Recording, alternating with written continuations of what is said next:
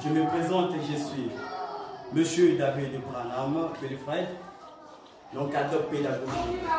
Donc, comme j'avais dit dans la vidéo précédente, que nous allons élaborer avec vous une formation pédagogique en ligne. Cette formation nous servira à comprendre les étapes de la pédagogie. Comment élaborer des fiches pédagogiques, comment se tenir devant les élèves, comment se tenir devant le tableau. Donc ça, c'est notre première vidéo que nous commençons à faire. Nous allons parler sur la déontologie. Donc ici, il y a parfois des questions qui se posent. Les gens veulent savoir c'est quoi la déontologie.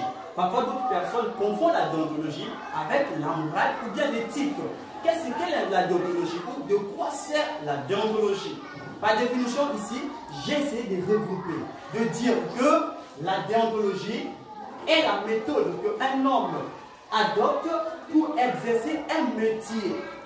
La méthode qu'un homme ou une personne adopte pour faire quelque chose. Nous prenons l'exemple d'un prédicateur. Un prédicateur du monde de la chair, lorsqu'il s'apprête pour aller prêcher, il doit élaborer des méthodes qu'il doit réaliser pour que ses disciples puissent comprendre ce qu'il veut réellement dire. Donc la méthode qui sert à un homme, qu'un homme adopte pour exercer un métier. Et la déontologie ne s'applique pas seulement dans l'enseignement, la déontologie s'applique partout, dans la médecine et partout dans la société, nous avons besoin de la déontologie. Et il reste à savoir que cette déontologie-là doit être complète. C'est pour cela que si on nous dit que la déontologie, pour que la déontologie soit un peu complète, elle doit être composée de 3 étapes. La déontologie, pour qu'elle soit complète, elle doit être réalisée, formée de 3 étapes. Et les 3 étapes-là doivent être bien combinées pour que la déontologie marche bien. Reste à savoir que quand un enseignant n'a pas la déontologie, quelle que soit la faculté que tu as, c'est à 0. C'est pour cela que nous voyons que les 3 étapes de la déontologie. Les 3 étapes de la déontologie, nous avons la bonne technique ou bien la bonne technique de travailler. La bonne technique d'enseigner. Mais qu'est-ce que nous attendons par la bonne technique d'enseigner? On nous dit que la bonne technique d'enseigner ici, elle sert à utiliser des moyens didactiques pour ramener un enfant à comprendre. Qu'est-ce qu'on fait? Un enseignant, lorsqu'il se met devant les apprenants, il doit utiliser des moyens didactiques, des moyens qu'il doit élaborer pour amener un enfant à comprendre ce qu'il est en train d'enseigner. Par exemple, si je vais enseigner un enfant 2 plus 1 égale un enfant de ce que 1 par exemple, et qui ne comprend pas, je mets par exemple le bâtonnet. 2 bâtonnets plus 1 bâtonnet. Et que l'enfant n'arrive toujours pas à comprendre. Je dois élaborer des moyens didactiques. Par exemple, si je me retrouve devant un enfant, par exemple, qui connaît, qui aime souvent manger, je peux utiliser des phrases comme tu as 2 morceaux de côte dans ton assiette et maman t'ajoute encore un morceau. Et maintenant, dans ton assiette là, les morceaux vont augmenter ou bien vont diminuer. Aussitôt, l'enfant a l'idée du non, ça va augmenter. Mais quand ça va augmenter, essaie maintenant de compter le nombre de côtes que tu as dans ton assiette. À ce moment-là, l'enfant commencera à compter. 1 morceau, 2 morceaux, 3 morceaux. Donc, ce sont des techniques. Ce sont de, comment je peux dire, ce sont des bonnes techniques qu'un enseignant doit élaborer, doit utiliser pour ramener son apprenant à comprendre. Donc, c'est un peu là, par résumé, on peut dire que les techniques, la bonne technique, elle sert à utiliser des moyens didactiques pour ramener un enfant à bien comprendre.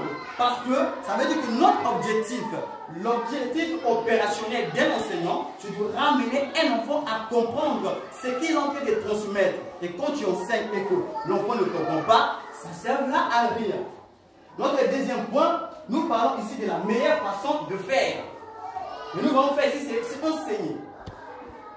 La meilleure façon d'enseigner.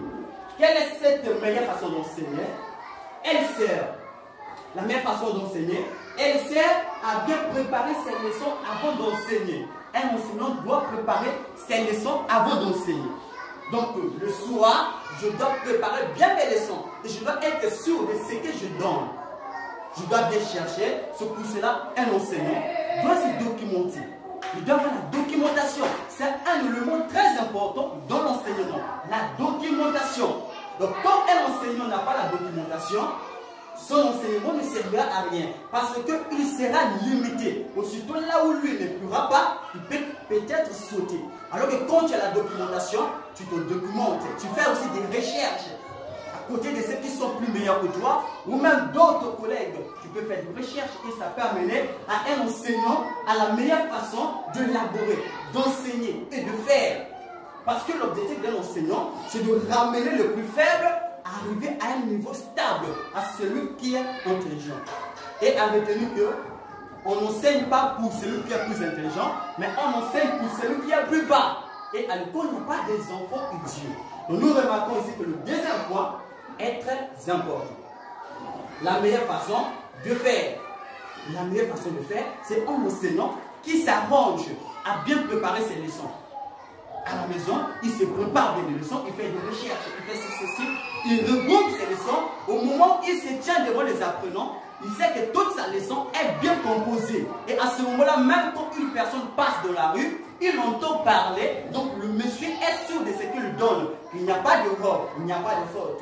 C'est ça. Bien sûr qu'on dit toujours qu'un enseignant, c'est un étudiant à vie. Parce que la vie d'un enseignant, toute sa vie, il doit faire des recherches. Il doit rechercher, ainsi de suite. Et le troisième point ici que nous allons voir aujourd'hui, c'est les mesures à suivre. Suivez ceci, c'est très capital. Les mesures à suivre. Il y a des mesures à suivre pour trouver une bonne déontologie. Il y a des mesures à suivre. Ici, on a juste essayé de citer quelques mesures à suivre.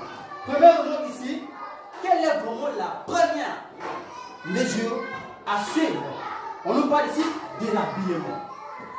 L'habillement. Mais qu'est-ce que l'habillement peut avoir de l'enseignement? Non, c'est très capital. On nous dit ici que l'habillement, c'est l'image qui reflète une personne. C'est l'image qui reflète une personne. On peut reconnaître un militaire par son habillement et reconnaître que ça, c'est un militaire. On peut reconnaître aussi un docteur par son habillement.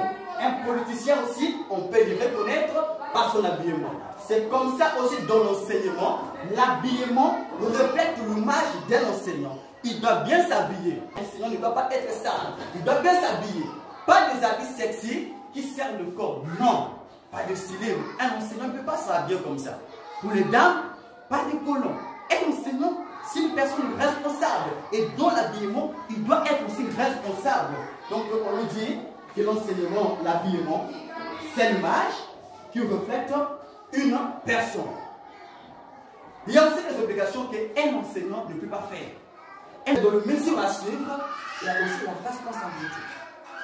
La responsabilité aussi s'introduit dans la déontologie. Quelle est cette responsabilité qu'un enseignant a envers ses élèves? Retenez bien, un enseignant ne peut pas draguer ses apprenants. Parce qu'un enseignant, c'est un parent. Les enfants, on va déposer les enfants à l'école pour que toi tu prennes la place de parent. Et quand tu commences à avoir des relations, comment ça s'appelle, conjugales avec des apprenants, c'est le plus normal. Donc tu as raté la déontologie. Une personne qui a bien fait sa déontologie, il ne peut pas appliquer cela. Il ne peut pas avoir des relations sexuelles avec les apprenants. Un enseignant ne peut pas faire des discussions bêtes, des débats, par exemple, de football, de ce que tu as vu, comme ça, c'est là, avec les apprenants. Un enseignant ne peut pas faire cela. Un enseignant ne peut pas insulter deux élèves. Par exemple, oh, regarde-lui, tu es bête, tu es idiot, regarde sa tête. Non, ce n'est pas bien. Tu es là pour éduquer et non pour injurer. Parce que quand tu injureras un enfant, un jour il peut aussi remettre et te manquer de respect. Ça veut dire qu'un enseignant doit être responsable dans tous ses actes, même dans toutes ses paroles. Il doit bien préparer et maîtriser ce qu'il est en train de dire. Il ne peut pas se manger devant les élèves. un enseignant ne peut pas manger devant les élèves. Comment un enseignant, tu es en train de manger là devant les élèves passent, ils regardent le monsieur, il peut manger, on va manger beaucoup. Oh, mais le monsieur là, il est gourmand. Mais c'est pas normal. Donc ça veut dire que tu as tout perdu. Et à ce moment-là, il va te moquer. Et ils vont se moquer de toi. Dans ce cas, tu vas détruire toutes choses. Pour bien éviter, un enseignant ne peut pas manger devant les élèves, il ne peut pas avoir de relations conjugales avec des élèves, il ne peut pas faire des débats inutiles avec des élèves et il ne peut pas faire d'autres choses sales. Je pense que pour bien, on dit, si le respect est garanti, le maître est respecté et la transmission sera bonne. Si le respect est garanti, le maître ou l'enseignant est respecté, la transmission sera agréable, bonne. Quand un enseignant n'est pas respecté, on ne peut même pas suivre ce qu'il a envie de dire. Mais quand un enseignant est respecté, à ce moment-là, les apprenants doivent suivre. Ils suivront réellement ce qu'on veut dire. Et par exemple, tu dis à un enfant, demain tu fais le devoir. Tu fais le devoir à la maison. Mais comme il te respecte, il doit faire cela. Mais quand le respect n'est pas garanti, ils peuvent s'en foutre. Moi, je passe pour moi demain, j'ai encore fait la même chose. Parce que tu as perdu les 3 étapes de la déontologie. Donc, nous répétons ici au moins par résumé que la déontologie est la méthode qu'un homme adopte pour exercer un métier. Et cette déontologie a 3 étapes qui se combinent ensemble. Avec les 3 étapes-là, lorsqu'ils ne sont pas ensemble, il n'y a pas la déontologie. La première étape, on nous a parlé de la bonne technique de travailler. Ça sera un enseignant de chercher des techniques didactiques, des moyens didactiques pour ramener un élève ou un enfant à comprendre les apprentissages. La meilleure façon de faire, c'est une meilleure façon qu'un enseignant doit aussi élaborer à la maison en faisant des recherches, en faisant la documentation, en s'enrichissant de sa recherche pour que lorsqu'il sera devant les apprenants, il puisse bien transmettre la connaissance. Et les 3, ce sont des mesures à suivre. Les mesures à suivre, si nous parlons des interdits, ce qui est interdit pour un enseignant de ne pas faire. Ce n'est pas bien pour un enseignant d'être sale et l'enseignant doit bien s'habiller parce que c'est l'image qui reflète une personne.